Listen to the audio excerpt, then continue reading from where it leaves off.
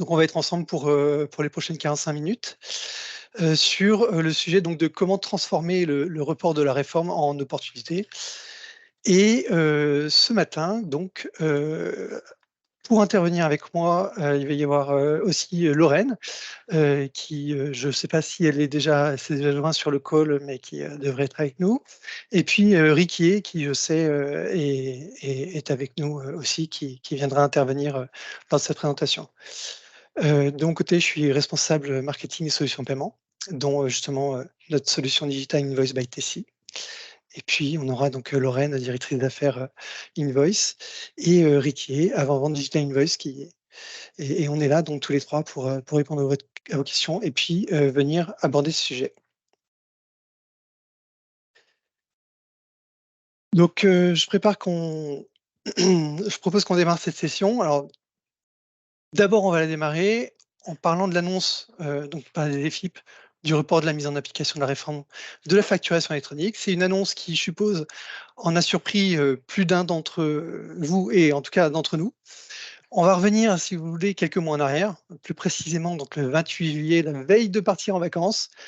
Et tandis que ça fait plusieurs mois, voire des années que nous autres acteurs de la facture électronique et les entreprises, on travaille tous vers un objectif commun, c'est-à-dire celui d'être prêt pour la bascule prévue donc au 1er juillet 2024, et bien là, petite surprise, on a la DGFIP qui se fend d'un communiqué plutôt discret d'ailleurs sur son site pour annoncer le report de sa mise en application. Et ça, sans préciser de nouveaux calendriers et en nous expliquant que ça permettra d'offrir aux entreprises le maximum de garanties pour un passage à la facturation électronique pleinement réussi. Alors, je ne sais pas pour vous, mais pour ma part, autant vous dire que je me souviens être resté sur ma faim par manque d'informations quant à la durée de ce report et surtout plutôt songeur par rapport aussi aux raisons de celui-ci. Bon, je suis parti en vacances après, ça s'est bien passé, mais ça m'a un petit peu traîné en me disant: «Qu'est-ce qui nous attend un petit peu à la rentrée, quoi?»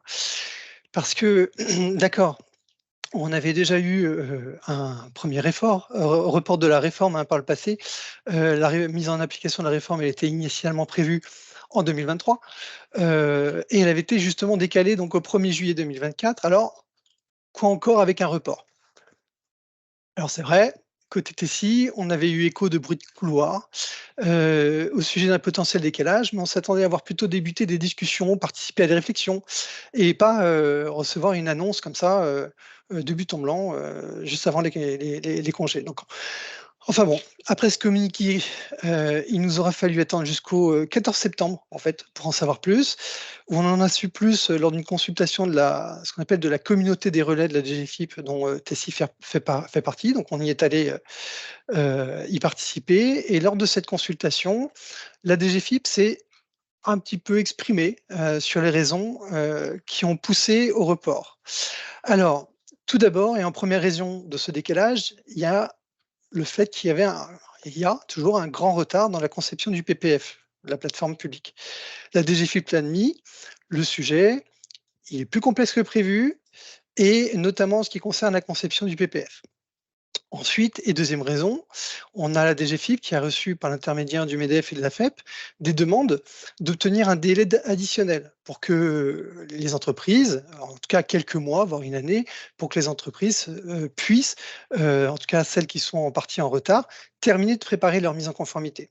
C'est une demande d'ailleurs qui était en phase avec les études du semestre, du premier semestre, qui mettait en visibilité différentes maturités des entreprises dans leur appréhension de la réforme. Donc ça, là-dessus, c'est sûr qu'il y avait un besoin, en tout cas, une partie des entreprises qui étaient en tout cas pas prêtes.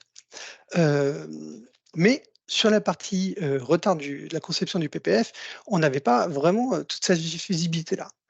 Donc, lors de cette séance, la DGFiP, elle a présenté ses réflexions en cours quant aux nouvelles échéances. Elle a pu annoncer un décalage qui paraissait plutôt loin pour garantir la réussite du passage à la facture électronique, mais sans pour autant officialiser de calendrier. Donc, on avait des intentions, mais pas officiellement de calendrier. C'est donc récemment notamment le mois dernier, hein, qu'on a un nouveau calendrier qui est officiel, qui a été spécifié par vote à l'Assemblée, d'un amendement de la première partie du projet de loi de finances pour 2024. Et si on fait la synthèse, en fait, de ce qui est spécifié dans le projet de loi et les précisions qui sont apportées par ailleurs par la DGFiP, on arrive aux jalons que vous voyez à l'écran, qui sont des jalons avant déploiement, avec en fait en S1 2024, voire début 2024, la DGFiP qui pourrait publier une première liste potentielle de candidats immatriculés PDP, mais avec une immatriculation temporaire, donc d'un an. Période au cours de laquelle, je rappelle, où la PDP temporaire devra attester de la réussite d'un audit pour obtenir une immatriculation plutôt ferme d'une durée de 3 ans et donc renouvelable. En S2 2024 est prévue donc la fin de la mise en œuvre du PPF, la conception étant toujours en cours. Fin 2024 et début 2025 est prévue l'ouverture des candidatures pour les entreprises et pour les aspirants PDP qui souhaiteront participer à la phase pilote. Parce qu'en fait, en effet, malgré les efforts de dépôt de dossier de mai dernier, la phase pilote, elle a été repoussée. Tout le monde devra donc soumettre à nouveau son dossier. Et la maigre consolation qu'on peut avoir, en tout cas du côté de ceux qui ont déjà soumis un dossier avant l'été, c'était que la DGFiP a annoncé que pour ceux, comme Tessie en fait partie de cette vague de candidatures de mai dernier, ceux-là, ils vont pouvoir voir leur demande de candidature être évaluée en priorité par rapport à des futurs potentiels nouveaux candidats. Et en 2025 est prévue donc une longue année pour la conduite des tests techniques du PPF et de la phase pilote. Donc voici en gros, hein, donc ce qui concerne les principaux jalons dits avant déploiement. Et côté nouveau calendrier donc de déploiement, il est enfin officiel. On a une mise en œuvre qui reste progressive, sans pour autant une intention, parce qu'il y a quelques discussions autour de séparer le déploiement du invoicing et du reporting. Et petite anecdote qu'on retrouve dans le texte de l'administration se réserve tout de même la possibilité de décaler encore de 3 mois ces dates-là, au cas où. Donc en réception, et pour toutes les entreprises assujetties, quelle que soit leur taille, tout le monde doit être en mesure de réceptionner des factures électroniques dès le 1er septembre 2026. En réception, ça change par rapport à ce qui était imaginé pour 2024, parce que puisqu'on est sur un déploiement donc en 2 phases et au lieu de 3, avec au 1er septembre 2026 une obligation d'émettre des factures électroniques pour les grandes entreprises et les ETI, donc on regroupe grandes entreprises et ETI, et au 1er septembre 2027, une obligation pour les autres, une obligation d'émission donc qui s'étend aux PME et aux micro-entreprises. Alors oui, il y avait certes des entreprises en retard, hein, à la recherche d'une bouffée d'oxygène, et beaucoup qui espéraient un report de quelques mois, voire d'une année, pour les plus en retard et les plus inquiètes. Mais face à l'annonce d'un report de plus de 2 ans, côté Tessie, ou en tout cas sur le marché, on observe différentes réactions. C'est certain, ce report, il n'est pas perçu de la même manière partout. Petite parenthèse, avant de vous challenger un petit peu sur vos réactions face à ce report et vos intentions par rapport au projet que vous aviez en cours. Et c'est pour clarifier certaines communications qui fusent, notamment sur les réseaux et qui peuvent porter à confusion. Tout d'abord et à ce jour, je clarifie les choses, il n'y a aucune PDP immatriculée. En fait, on a vraiment seulement encore sur le marché des acteurs, Tessie en fait partie, des candidats, des aspirants PDP, et de la même manière, aucun acteur n'a été retenu pour participer à la phase pilote. La DGFiP a simplement notifié les candidats de la vague de mai dernier que leurs dossiers seront mis sur l'eau de la pile lorsque les candidatures seront réouvertes pour la phase pilote de 2025. C'est la seule communication qu'on a eue. Et côté immatriculation PDP, au statut PDP, pour l'instant, côté des GFIP, il n'y a aucun retour quant au dossier des candidats et quant aux prochaines phases. Il y a, je l'ai évoqué tout à l'heure, potentiellement une première liste d'immatriculation temporaire qui pourrait voir le jour début 2024. Donc attention à ceux qui joueraient un peu trop avec les mots et les effets d'annonce. Et attention donc aux amalgames que vous pourriez faire. Je referme cette parenthèse. Désolé, ça me semblait important de notifier. Donc j'en reviens au report avec ces nouvelles échéances qui officialisent 20 mois de temps additionnel, là où en fait le marché espérait quelques mois. On se retrouve donc avec 20 mois, autant dire un report très lointain, voire même pour l'avis de beaucoup, un peu trop lointain. Et selon la maturité des entreprises, l'état d'avancement des projets ou encore l'appréhension de ce qui reste à faire, on observe, en tout cas de notre côté TSI, plusieurs réactions et qui conduisent généralement nos interlocuteurs à se poser la question de: «Est-ce que je maintiens mes efforts, actuels ou bien est-ce que je fais une pause, je pose le stylo, tant qu'à m'y remettre un peu plus tard?» Heu, Avant d'aborder les raisons pour lesquelles on va vous l'exposer, on pense que vous ne devriez pas attendre. Moi, de mon côté, j'aimerais bien connaître un petit peu plus votre avis sur le sujet. Je vois qu'on est nombreux à nous avoir rejoints. Est-ce que dans le chat, vous pouvez, dans le chat de Teams, hein, vous pouvez poster un, simple maintien ou gel? Vous écrivez, maintien ou gel, ce serait intéressant d'avoir un retour, juste un aperçu si c'est possible. Je vous laisse une minute si vous êtes d'accord pour donner un petit retour et nous donner un petit aperçu. Déjà, bienvenue aussi pour ceux qui nous ont rejoints après le départ, le démarrage de cette conférence.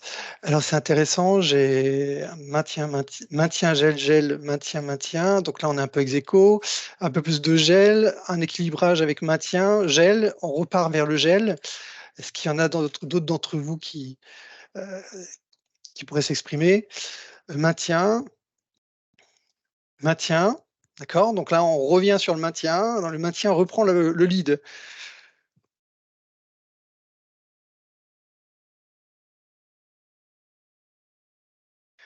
Ah, le maintien, d'accord, le maintien. Maintien, mais ralentissement des moyens mis à disposition. Oui, compréhensible.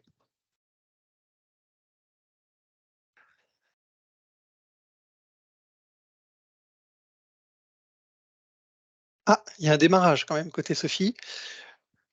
Donc on avait peut-être un retardataire par rapport aux états d'avancement et par rapport à 2024.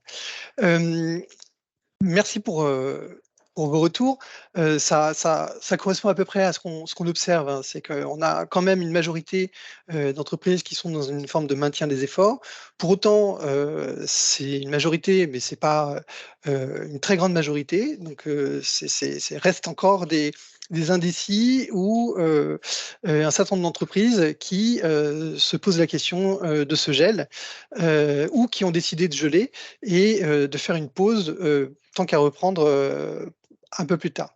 Alors pour ceux qui envisagent d'attendre, j'espère que les prochaines slides et notre présentation va vous faire un petit peu changer d'avis. Et pour les autres, le but c'est de vous conforter dans votre, choix, donc de maintenir ces efforts de digitalisation.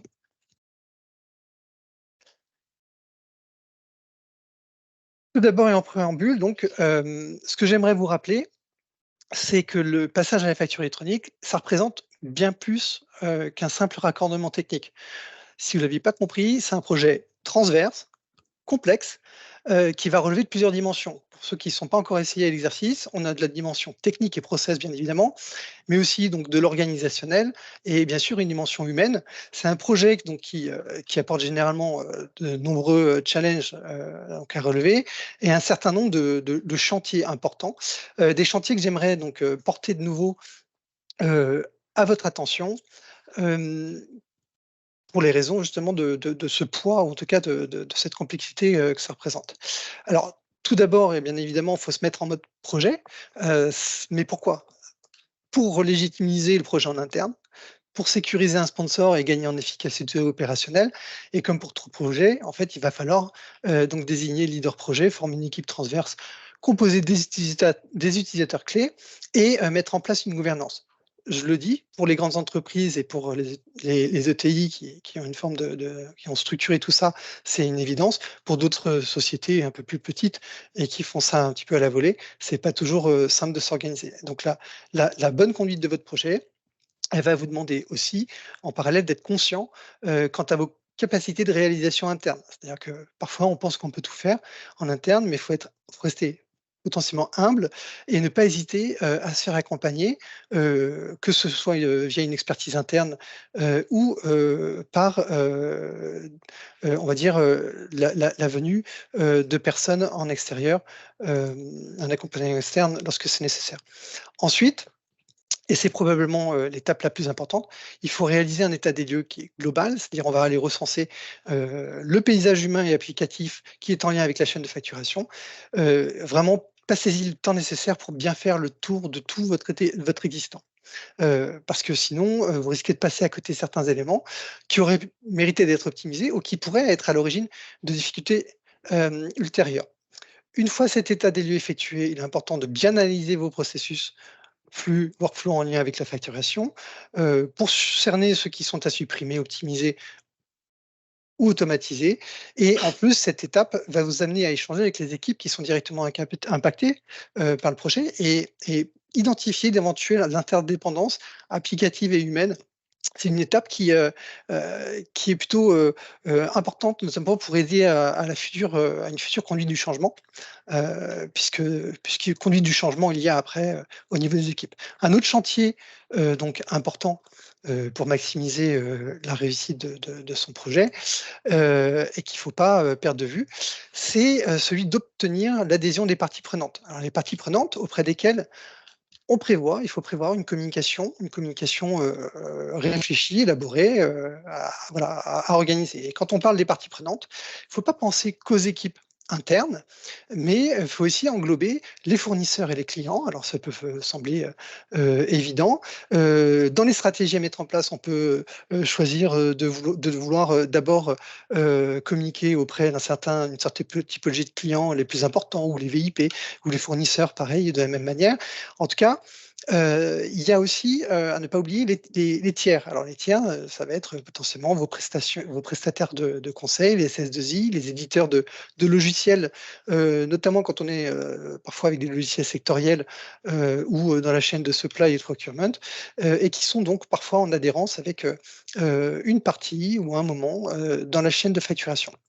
Pourquoi c'est important? Je vais vous donner quelques exemples de bénéfices, notamment par exemple en interne, les employés que vous aurez bien fait adhérer et fédérer au projet, ils vont se sentir plus impliqués dans le projet et ça aidera à surmonter d'éventuelles difficultés ou même à accompagner et amoindrir leur peur du changement.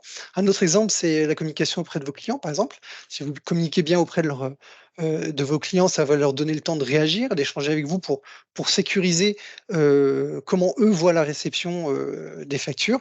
Et ça, c'est important parce que ça va maximiser vos chances d'être payés parce qu'ils auront reçu vos factures, et puis ils auront pu le faire en temps et en heure. Et puis côté fournisseur, on va avoir une possibilité de leur côté de s'adapter aux nouveaux dispositifs ou aux canaux que vous mettez en place. Et là, vous allez pouvoir vous assurer de bien recevoir la facture et garder une relation fournisseur intacte, voire l'améliorer.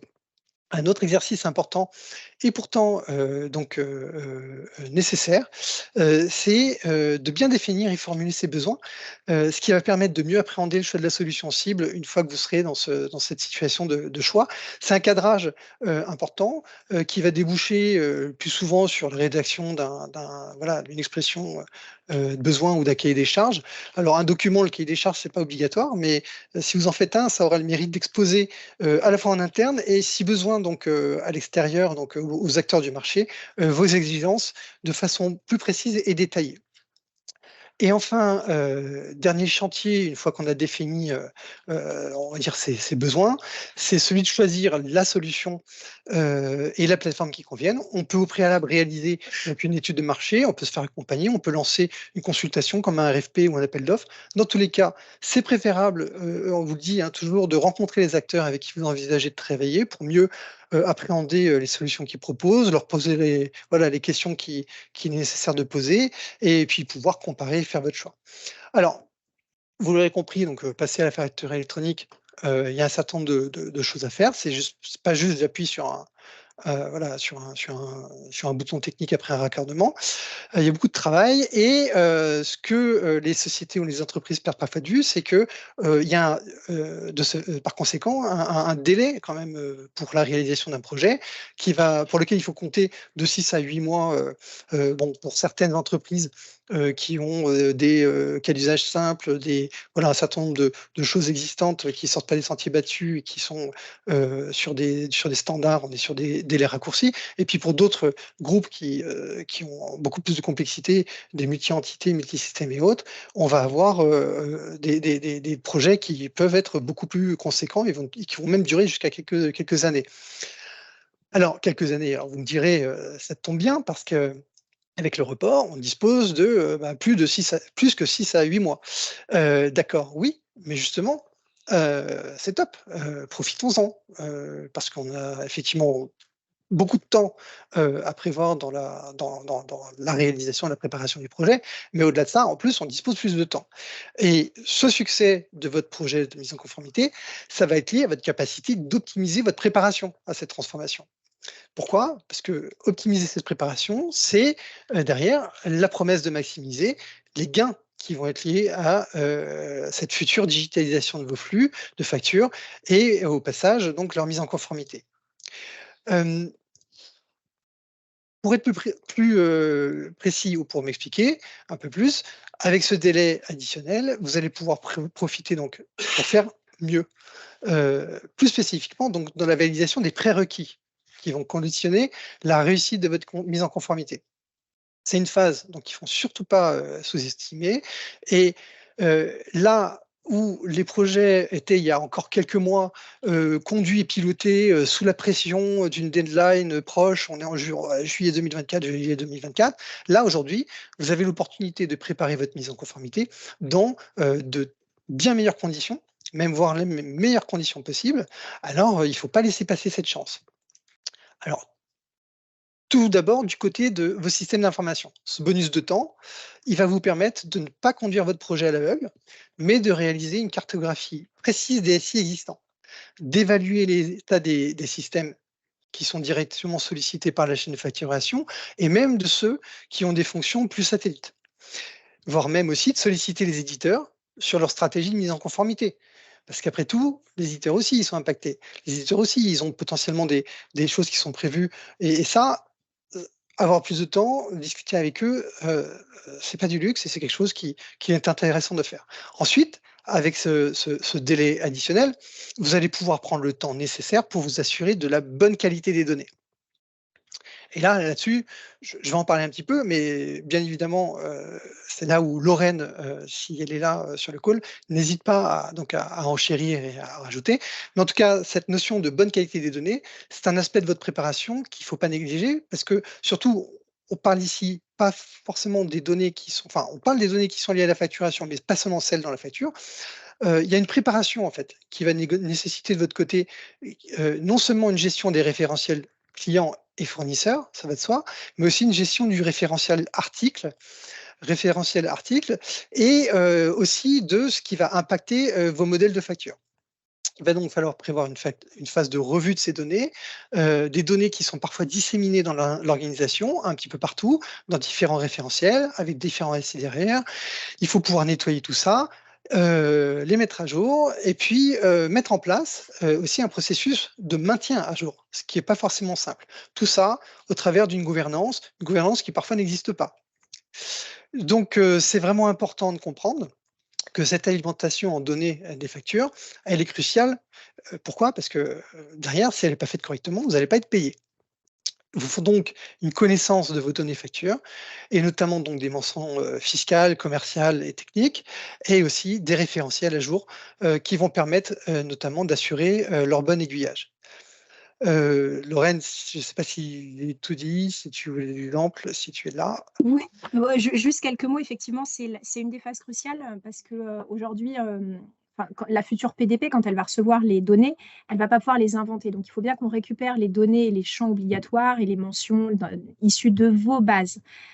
Et ce travail de mise à plat, de carto de l'existant, d'enrichissement des bases, doit être fait en amont Et on s'aperçoit aujourd'hui trop souvent, mais c'est lié aussi au report à l'arrivée de la réforme qui a fait qu'il fallu aller très vite. On s'aperçoit aujourd'hui qu'il y a un certain nombre de sujets qui n'avaient pas encore été traités correctement, mais du fait de l'arrivée rapide de la réforme. Donc ce travail, il est crucial pour que derrière, on puisse collecter la donnée et l'expédier soit au PPF ou au PDP. Mais voilà, il faut bien insister sur cette qualité des données.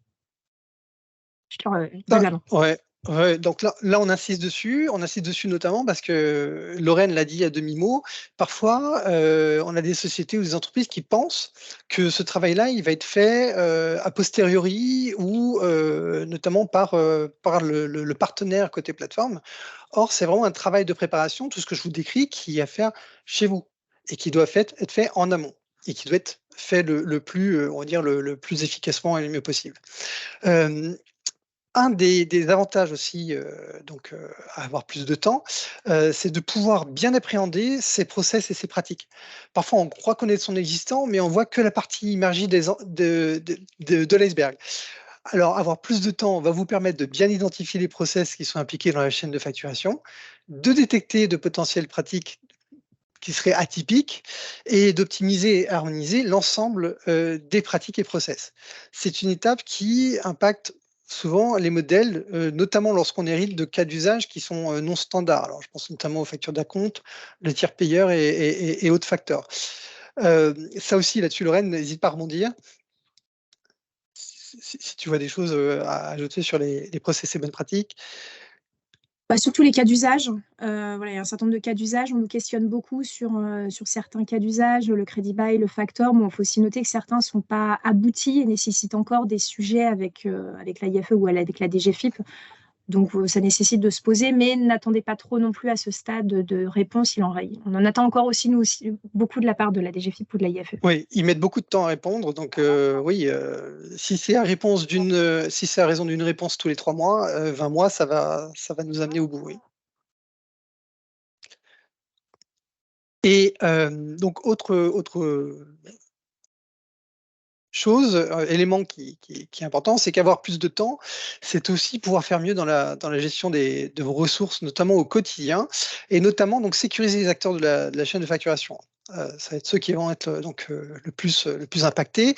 C'est l'opportunité de préparer donc la montée en compétence des ressources clés et d'identifier les impacts sur les pratiques cas d'usage. On peut estimer à ce stade-là, c'est important de le faire, le support qui va être nécessaire aux opérateurs et mieux dimensionner aussi la formation nécessaire aux personnes impliquées.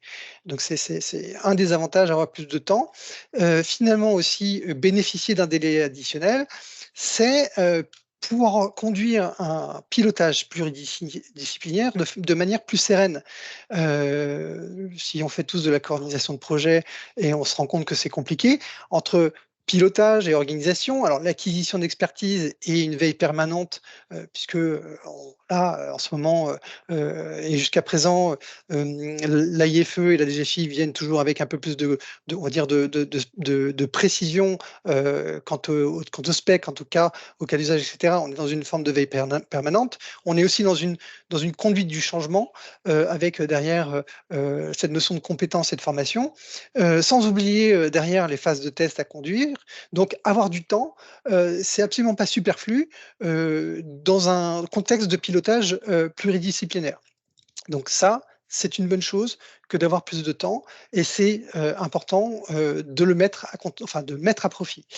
Et enfin, pour terminer ce report, c'est l'occasion de vous conforter dans votre stratégie de raccordement PPF, OD ou PDP. C'est un choix, que je rappelle, qui est propre à chaque société dans son contexte. C'est une stratégie où, en fonction de certains critères dits un petit peu impactants, chaque société va faire son choix. On va avoir dans ces critères notamment tout ce qui est volumétrie de facture, on va avoir la diversité des canaux, on va avoir les formats sollicités, on va aussi avoir la notion d'hétérogénéité des SI et des référentiels. On va aussi avoir tout ce qui est notion de complexité des cas d'usage. Une entreprise aussi va vouloir potentiellement, selon le modèle, avoir une relation commerciale avec l'acteur. et non pas à se retrouver un utilisateur d'un service public pour sécuriser des SLA, pour voilà, être en capacité d'exiger un support et un accompagnement, on va dire premium. Elle le fera aussi son choix en fonction de spécificités métiers et potentiellement aussi en fonction de services à valeur ajoutée qu'elle aurait aimé ou qu'elle veut aimer, qu'elle souhaite avoir autour de la facture, autour de la digitalisation de ses processus financiers et à obtenir de la part de sa plateforme partenaire. Donc, un grand nombre on va dire, d'éléments de la préparation qui font qu'avoir plus de temps dans la préparation, c'est quelque chose qui est une opportunité et donc aucune raison d'attendre plus. Donc c'est une opportunité de faire mieux dans la préparation, mais ça ne s'arrête pas là. Chez Tessie, on pense que poser le stylo, c'est une mauvaise idée. Si vous ne l'aviez pas compris jusqu'à présent, je le dis clairement. Et je vais vous donner d'autres raisons, notamment parce que en gelant vos efforts aujourd'hui, pour plus tard relancer les projets, notamment en 2025 ou en 2026, vous allez vous générer des risques. Alors tout d'abord, le risque d'une démobilisation de vos équipes et la menace de voir le savoir que vous avez accumulé ces derniers mois se dissoudre ou même une possible fuite des sachants que vous n'allez pas garder comme ça pendant un an immobilisé à rien faire. Vous risquez aussi une potentielle perte de lignes budgétaires avec les financements qui étaient liés à la réalisation du projet Invoice qui pourraient subitement ou voire être alloués ailleurs à d'autres lignes budgétaires qui sont pas du tout les vôtres et qu'il faudra donc tout ça reconstituer et faire les efforts de constitution et de recollecte et derrière de reconvaincre en interne dans un an et demi. Donc il y a des risques immédiats.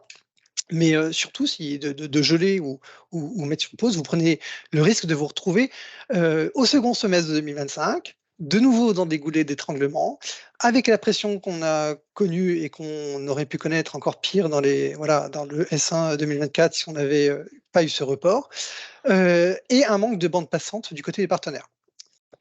Autre risque, c'est que d'ici dans 20 mois, si vous n'êtes dans 20 mois, vous n'êtes pas à l'abri d'une montée de version last minute côté SI, des technologies évoluant assez rapidement. Et vous aurez aussi moins de temps pour bien tester, mettre en place les procédures qui conviennent, et donc vous risquez de vous retrouver face à des incidents non anticipés. Quand on prend la somme de tout ça, ça accroît le risque de recevoir des sanctions dans la suite de la bascule. Pour rappel, on est sur à peu près, je crois que c'est 15 € par facture qui ne serait pas conforme. Bon, c'est plafonné à 15 000 €, mais si on a un petit peu de volume de facture et que ça ne se passe pas comme il faut à l'ouverture, on va arriver très vite à des entreprises qui vont être sanctionnées à hauteur du plafond.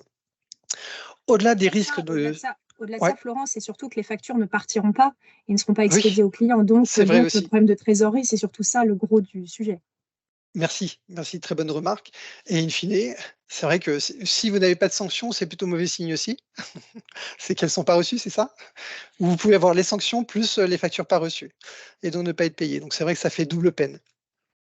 Donc au-delà des risques de s'y prendre plus tard, il faut voir que le délai, il va créer des opportunités.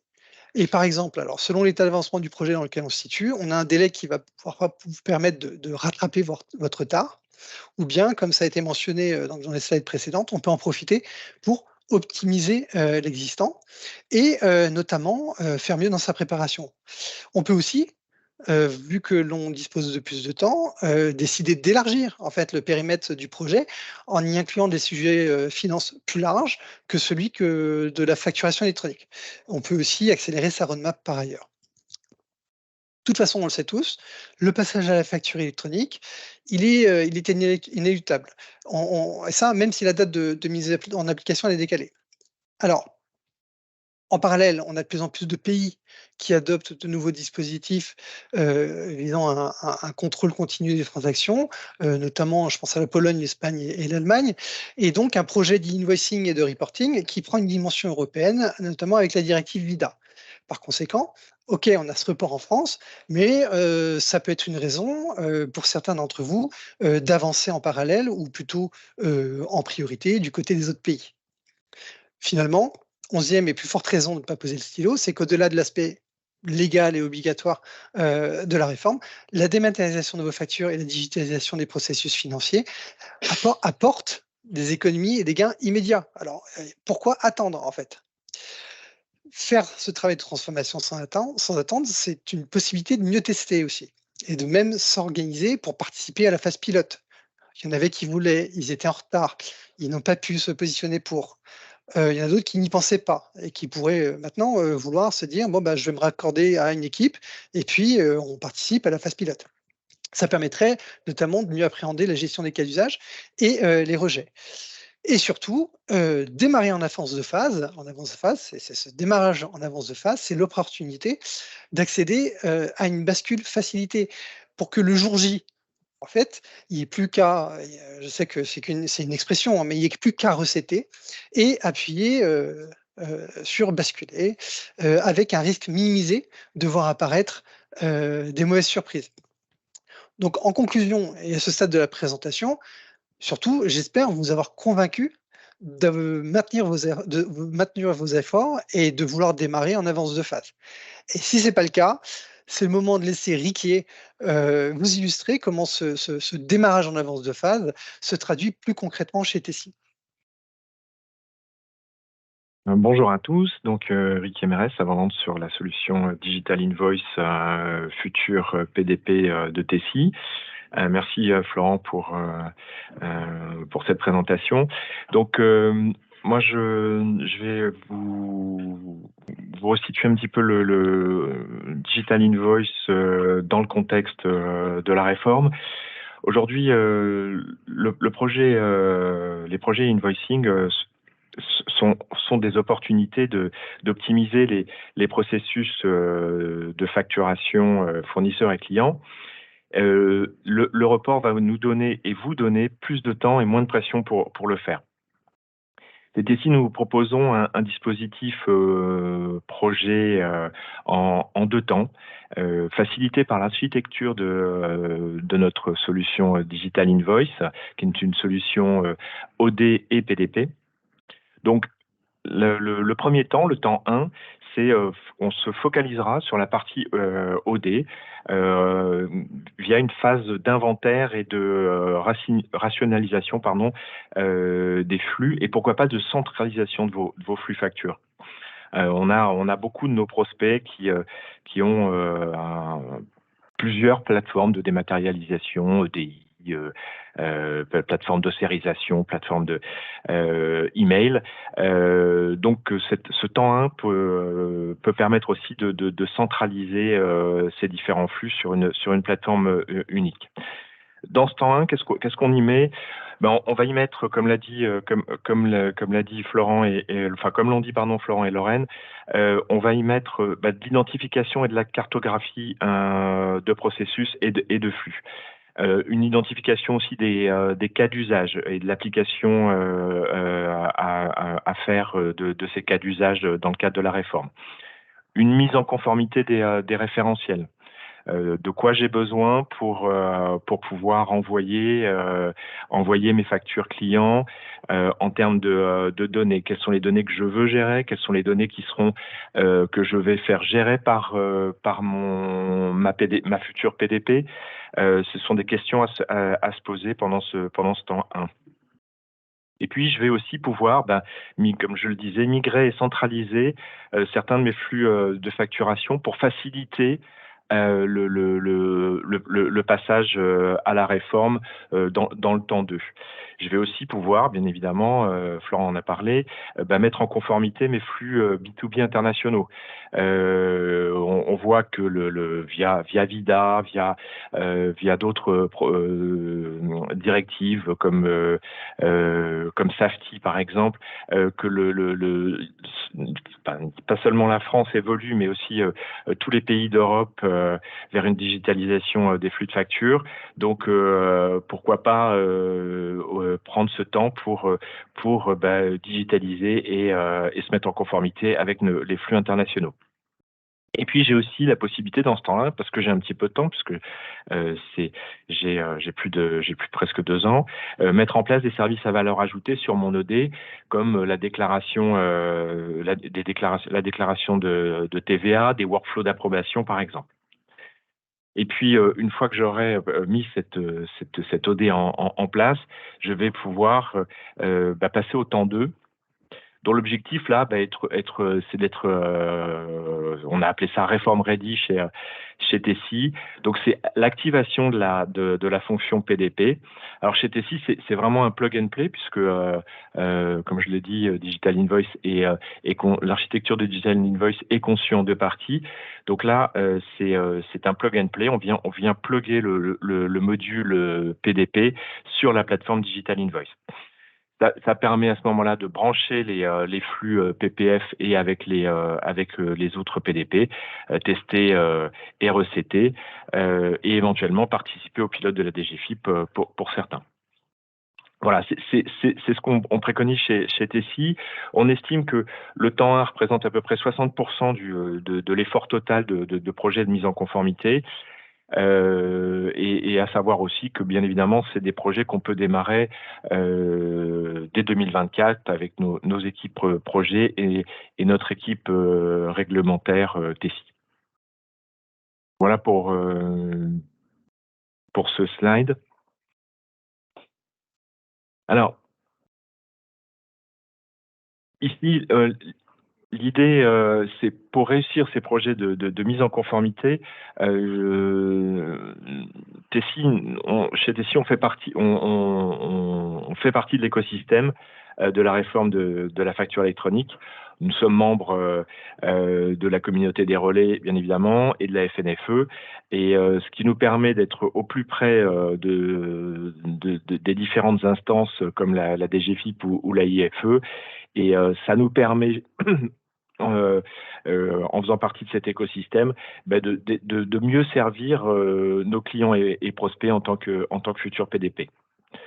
Ce qui est à retenir aussi, c'est que nous avons chez Tessie une équipe réglementaire qui est dédiée à la réforme, une équipe de 4 personnes qui suit les différentes évolutions de la spécification technique, qui implémente les cas d'usage et qui vient aussi en support de nos équipes d'intégration de notre solution Digital Invoice pour faciliter les projets OD et les projets PDP.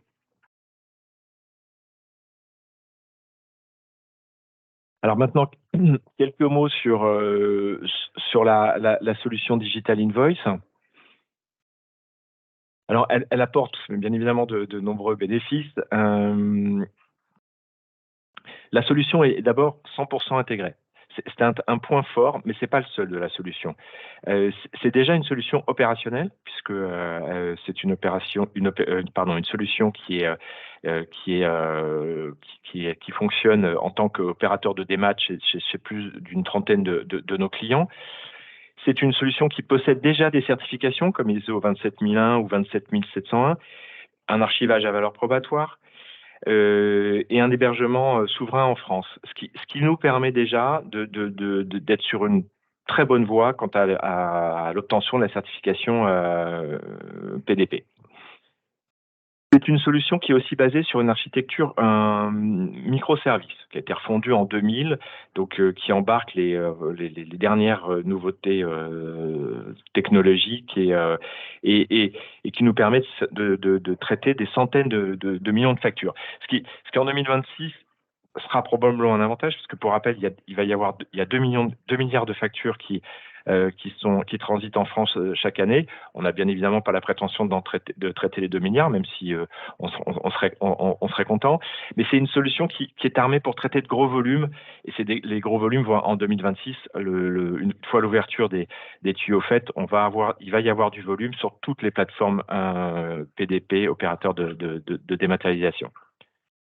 Comme je vous l'ai dit, c'est aussi une solution qui est composée de 2 modules, un module OD et un module PDP, ce qui permet d'avoir une partie réglementaire qui reste stable, tout en faisant évoluer fonctionnellement la partie OD, et sans perturber bien évidemment les échanges qui pourront avoir lieu avec les différentes les autres PDP ou avec le PPF. Pardon. Enfin, nous avons, comme je l'ai dit tout à l'heure, une équipe d'experts réglementaires et financiers qui viennent épauler des consultants déjà aguerris à la dématérialisation de factures. Et maintenant, juste quelques mots sur la solution et sur les grands domaines fonctionnels de cette solution. Donc, on voit à gauche du multicanal entrant, donc 100% de vos flux peuvent être digitalisés, que ce soit bien évidemment avec en réception des autres PDP de la et de la PPF, mais aussi de l'EDI, du papier, de l'email et via des portails. Au milieu, on va trouver la gestion de la facture fournisseur, le Procure-to-Pay, avec ce qu'on retrouve chez toute bonne solution de Procure-to-Pay, de la gestion de référentiel, du rapprochement, de la gestion de litige, de l'approbation de facture et de la notification fournisseur. De l'autre côté, je vais avoir de la gestion de la facture, de la facturation client, avec un petit peu les mêmes fonctionnalités. Hein, finalement, c'est assez proche. On voit par exemple simplement que on va rajouter de la gestion de paiement. Pour pouvoir proposer à vos clients le paiement par virement, carte bleue, enfin multi moyens de paiement, et puis la gestion des erreurs de diffusion sur de la facture client. On va être capable de vous remonter un certain nombre d'informations sur la prise en compte de la facture via les cycles de vie, par exemple. Et puis du multicanal sortant pour le résiduel et puis pour le B2B international avec bien évidemment pareil de l'EDI, de l'email, du papier et pour la France de le PDP et PPF. Merci Florent. Un module de conformité, non seulement France mais aussi international, de l'archivage à valeur probatoire. Alors je l'ai peut-être pas assez dit, mais tous ces modules sont intégrés et opérés par Tessi. Une partie, bien évidemment, administration de la plateforme sur un socle technologique extrêmement récent, avec une multitude de connecteurs ERP pour faire face à toutes les demandes de nos clients et prospects, une connexion PayPal et de la signature IDAS, qui est la signature préconisée par la DGFiP. Tout ça avec en transverse un monitoring et de la business intelligence pour pouvoir mesurer, analyser et faire du décisionnel sur vos flux factures. Alors, derrière ces grands domaines fonctionnels, on a deux offres d'implémentation.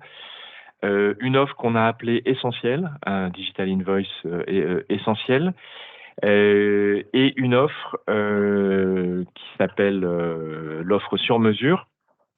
Alors, sur l'offre essentielle, elle est à destination plutôt de nos clients PME, PMI qui possèdent des systèmes de facturation simples et ce qui nous permet de proposer un déploiement sur 4 à 8 semaines max pour ce type de projet. Et puis une offre sur mesure pour des systèmes forcément plus complexes, avec un déploiement plus long, mais elle permet d'incorporer des contrôles métiers qui vous sont propres, adossés à des référentiels qui proviennent de vos SI, positionner des workflows d'approbation, gérer de l'enrichissement de factures. Donc, à retenir deux offres, une offre assez rapide à mettre en place et puis une offre sur mesure. Et bien évidemment, on reste à votre disposition pour vous présenter ces deux offres dans le détail pendant sur un Teams si vous le désirez. Et là, je vais laisser Florent ou Lorraine parler des références, ou simplement elles sont là pour information dans la presse qui vous sera envoyée à la fin de ce webinaire. Merci beaucoup, Riquet. Effectivement, on arrive à la fin de ce webinaire. C'est le round des questions.